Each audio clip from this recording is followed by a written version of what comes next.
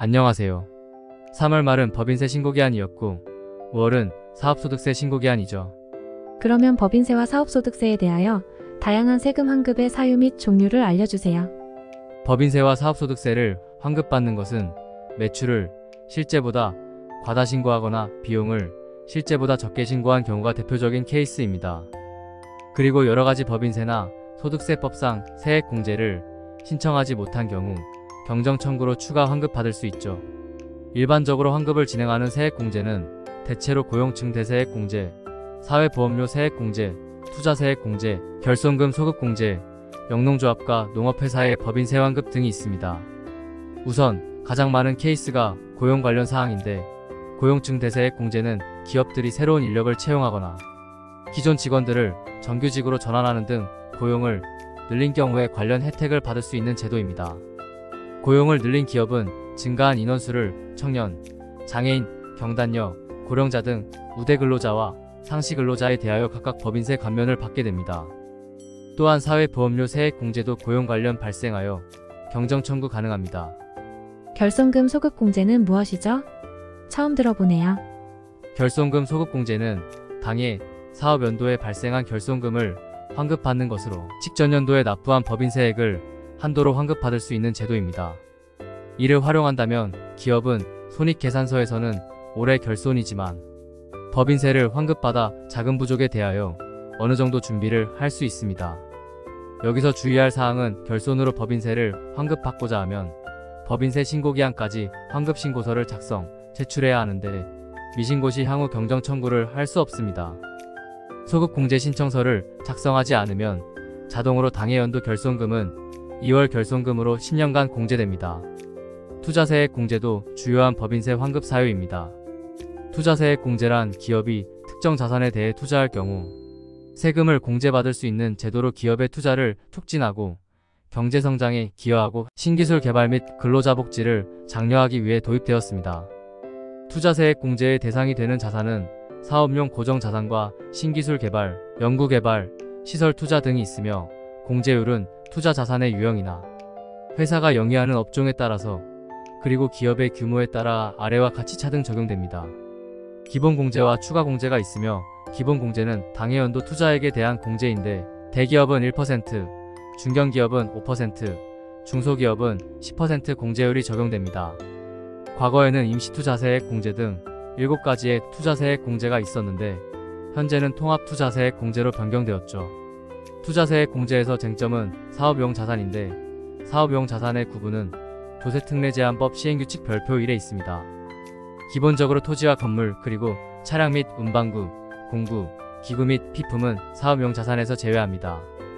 한번 정리를 해보면 업종별 사업용 고정자산이란 제조업의 경우는 기계장치가 해당되고 건설업은 건설기계장비가 포함되죠. 운수업이라면 차량 및 운반구가 사업용 자산인데 버스회사는 버스 구입, 택시회사면 택시 구입이 사업용 자산 구입이 되겠습니다. 그리고 물류업과 창고업 등의 경우 운반시설과 저장 및 보관시설이 사업용 자산입니다. 제 지인이 경기도에서 사업을 하는데 투자세액 공제를 못 받는다고 하던데요. 누구 말이 맞는 건가요? 서울은 모두 수도권감일억제 지역이고 인천과 경기도는 수도권감일억제 지역에 포함되는 곳이 있고 포함되지 않는 곳이 있습니다. 수도권감일억제권 지역은 투자세액 공제에 대하여 불이익이 있습니다. 한마디로 요약하면 증설투자는 안되고 대체투자는 됩니다. 증설은 설비가 증가한 것으로 사업용 자산이 수량이 늘어난 경우이고 대체는 사용 중인 사업용 자산을 다른 자산으로 대체한 경우입니다. 예를 들어 공장에 기계가 2대 있었는데 동일한 종류의 기계를 1대 추가한 것은 증설에 해당하고 2대 중에 1대가 고장나서 폐기하고 동일한 종류의 신규 기계를 구입한 경우는 대체투자에 해당하겠습니다. 하지만 수도권감일억제권 이외의 지역은 증설투자와 대체투자 모두 세액공제 대상입니다. 아까 말씀하신 업종별 자산 구입이 궁금하네요. 일단 건설업에 대하여 말씀드리겠습니다. 세액공제 대상인 건설업의 사업용 자산은 아래와 같습니다. 불도저는 무한궤도 또는 타이어식인 것이고 굴삭기 역시 무한궤도 또는 타이어식으로 굴착장치가 있어야 합니다.